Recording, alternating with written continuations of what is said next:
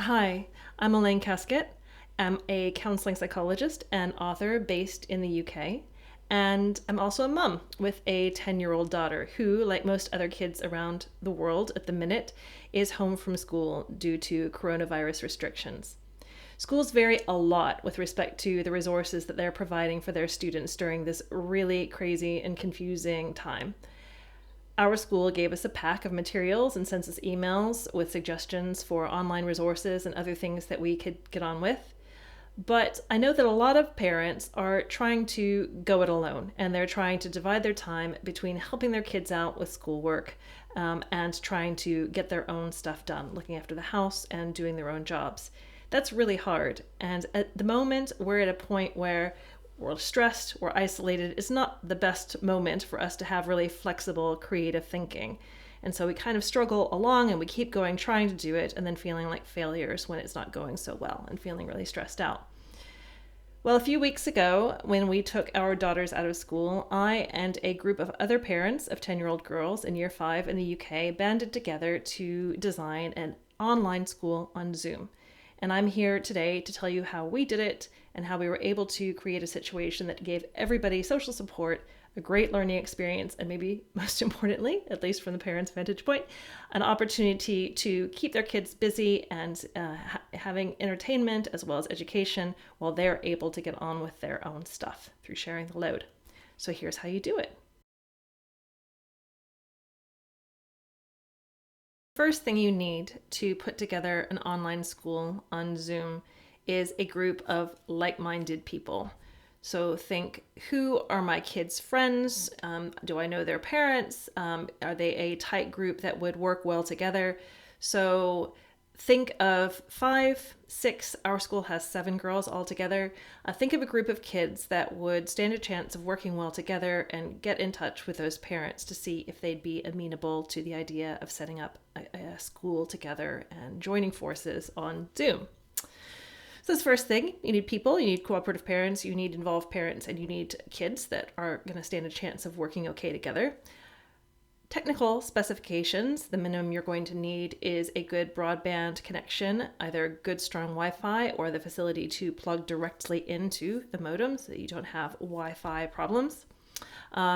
A device, preferably a laptop or a desktop, although another device with a keyboard will work well. It doesn't work so well on a phone or an iPad. A desk for the kid to sit on, or a table, so a good surface or good seating area so that their little backs don't go crazy during long periods sat at the computer. And ideally a pair of headphones for times that they might need it or that might come in useful. Some optional things include a trackpad or a stylus for working on a shared online whiteboard, and the facility to share documents online with other parents. We're making liberal use of Google Drive to share our planning documents and any documents pertaining to the online curriculum.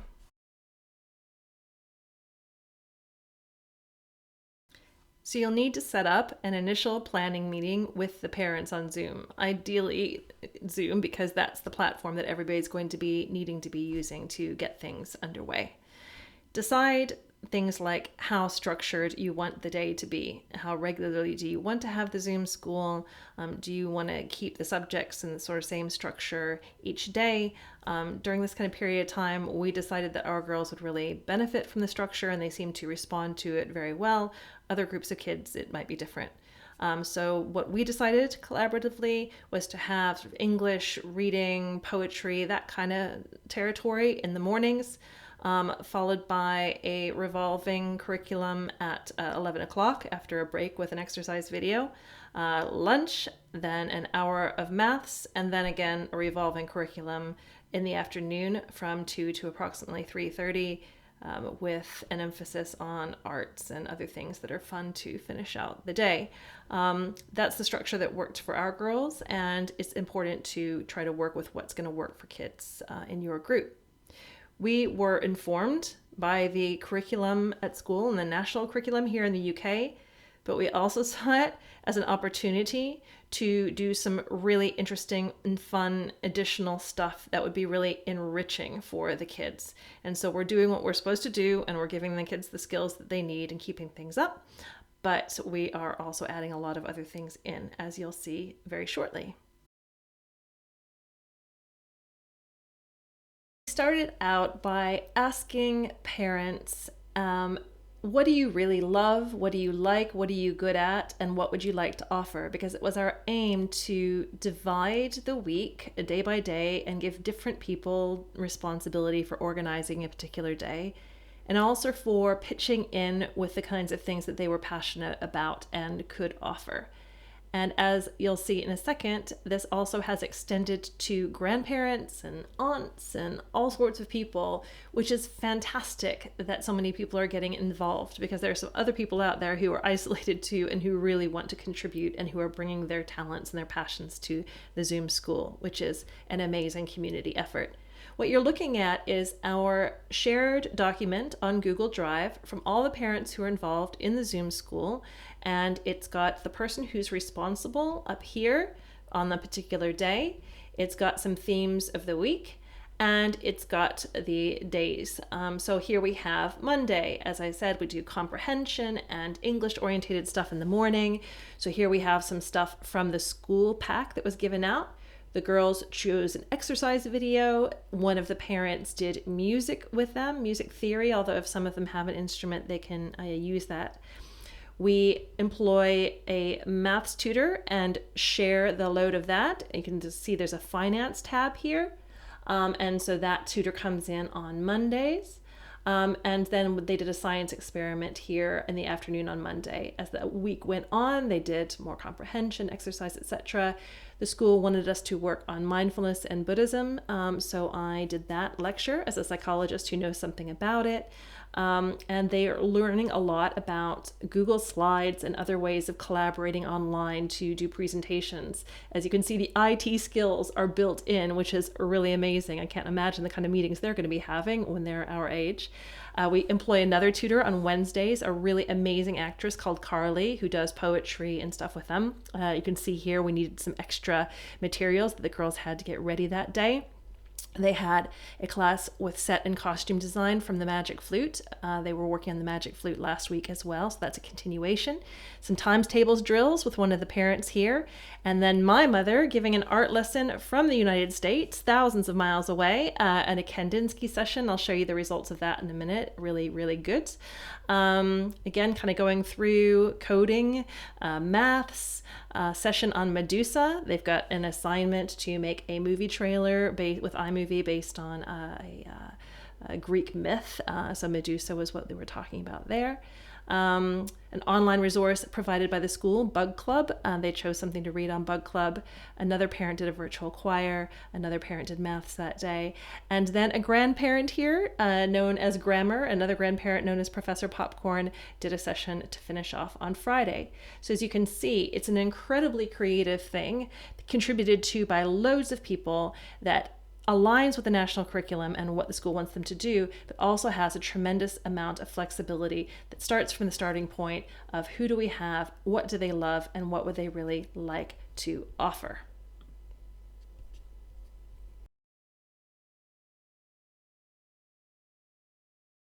Other things about how creative we were able to get with the girls in the Zoom school so far. This is another part of the shared drive that we have, where some of the curriculum materials are gathered, but also some photos and videos and other curriculum materials. This one was a really great day. We had a session with a veterinary surgeon from the United States, which is my sister. She gave us an agenda. And then we were able to pull up some radiography. She shared this radiography of various pets visiting the vet with the girls. They had maths problems. They had an opportunity to try to diagnose, to count puppies in a pregnant dog's belly, etc. And it was just a really fantastic day. We have, let me just have a look here, what you've got. Session from the Magic Flute. We can share our lesson materials here. You can see this was the thing about set and costume design, which was that particular parent's passion. And we've got, we had a baking session here where another of the parents taught us to make shortbread. A video that my daughter and I made after we were taught how to make hardback books by one of the grandparents. And here's a PowerPoint presentation that the girls developed jointly on ornithology after another of the guest lectures contributions. So all in all, this is the Kandinsky file with some of the artwork that the girls completed after receiving a lesson in Kandinsky last week.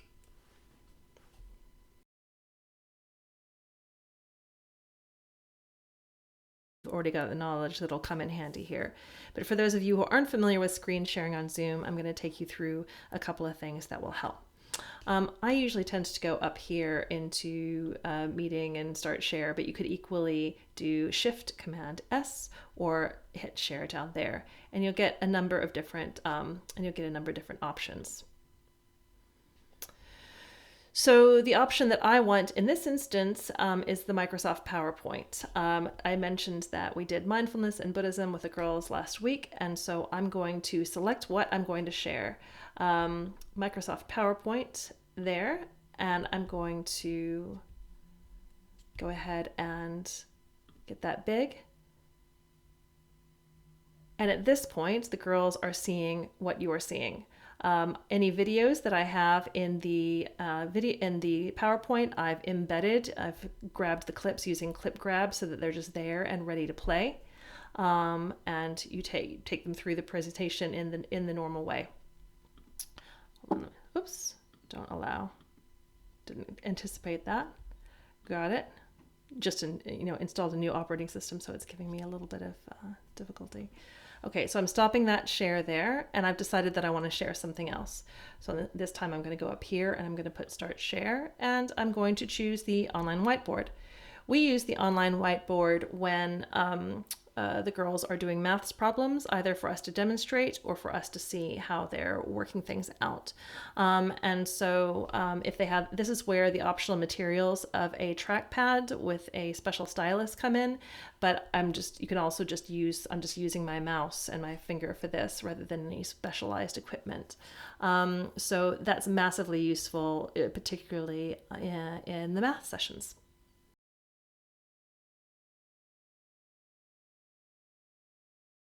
Gives you the facility to have groups and groups for a long period of time.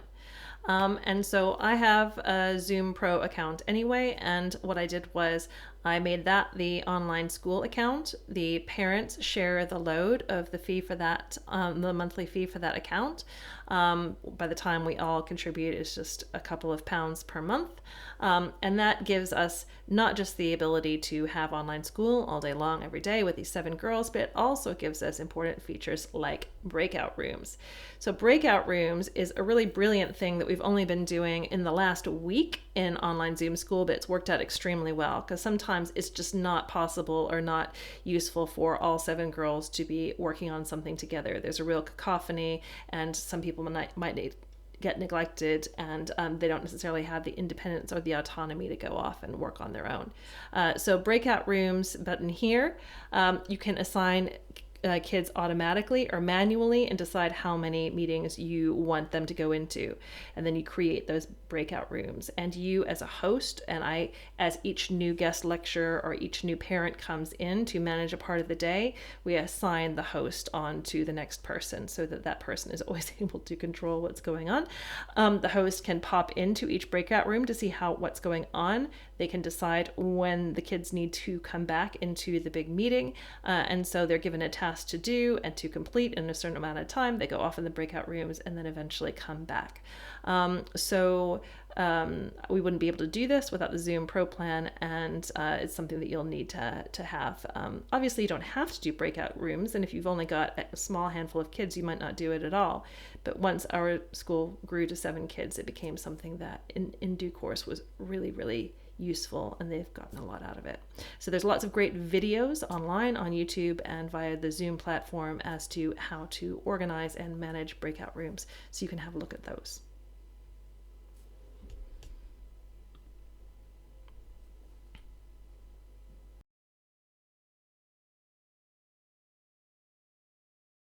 Of course, the actual schools and the actual teachers of the girls involved in the school are still there, and they're still out there somewhere and keeping tabs on how the girls are doing. And so what we've opted to do is just scan and send any work that my daughter's done into another Google folder that's then shared with the teacher. And the teacher also has access to some select bits of the online Zoom school curriculum folders, so she can keep tabs on everything that's happening with my daughter's education. So we still do try to keep the school as involved as possible. Obviously, there's going to need to be a good transition back where they know what she's been up to during this time. So we decided to do it by a shared folder in the same sort of zone as all of the Zoom school materials are. Just a word about security. Of course, safeguarding can be an issue. Zoom is a really great platform, and it's just introduced some new security features, which means that every meeting has to have a password, and there also has to be a waiting room enabled. So the host, the parent responsible at the beginning of the day for the organization of the Zoom day, will need to be around to admit kids to the waiting room and to make sure that everybody has the appropriate link and password. We just have a recurring meeting link, so there isn't a different link every day like we used to do that at the beginning of it, but now we've had a more consistent link. But there will need to be that password and the facility to allow people in from the waiting room as they arrive, and that ensures that nobody unexpected or from outside the situation can arrive into the Zoom school. We're not in a position where everybody can be background checked, but all of the people involved in the Zoom school so far are either tutors that have been in the United Kingdom, it's disclosure and barring service as sort of a background check, that have been DBS checked, or it's parents or grandparents or aunts, uncles that we know. And then of course there's always a parent in the Zoom school keeping tabs on how things are going, making sure that the transitions between the different sessions are happening, but just keep an eye on safeguarding in addition to the safety features that the Zoom platform already offers.